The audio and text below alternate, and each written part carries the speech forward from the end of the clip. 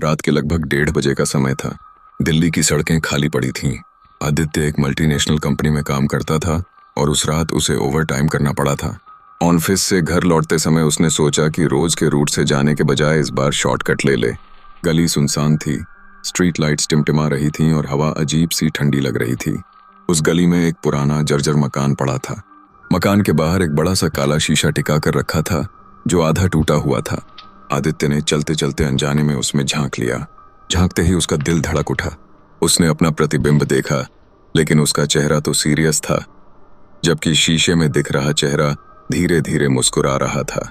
आदित्य ने आंखें मलीं, सोचा शायद थकान की वजह से उसे भ्रम हो रहा है। लेकिन उसी पल शीशे में दिख रही उसकी परछाई ने हाथ उठाकर उसे पास आने का इशारा किया। आदित्य का गला सूख गया, वह वहीं जमसा गया। तभी उसने देखा कि उसका प्रतिबिंब धीरे धीरे शीशे से बाहर निकलने की कोशिश कर रहा है। प्रतिबिंब का हाथ शीशे की सतह को ऐसे छू रहा था जैसे कोई अंदर से बाहर आना चाहता हो।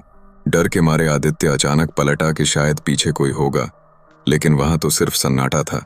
उसने हिम्मत करके दोबारा शीशे की तरफ देखा। अब वहां कुछ भी नहीं था, शीशा बिल्कुल खाली था। उस रात आदित्य किसी तरह घर पहुंचा, लेकिन असली डर तो उसके बाद शुरू हुआ। जब भी वह सुबह उठकर आईने में खुद को देखता, उसका प्रतिबिंब थोड़ी देर तक उसकी आंखों में घूरता रहता, बिना पलक झपकाए। आज तक आदित्य उस काली गली से नहीं गुजरा और उस रात का टूटा हुआ शीशा फिर कभी किसी ने नहीं देखा।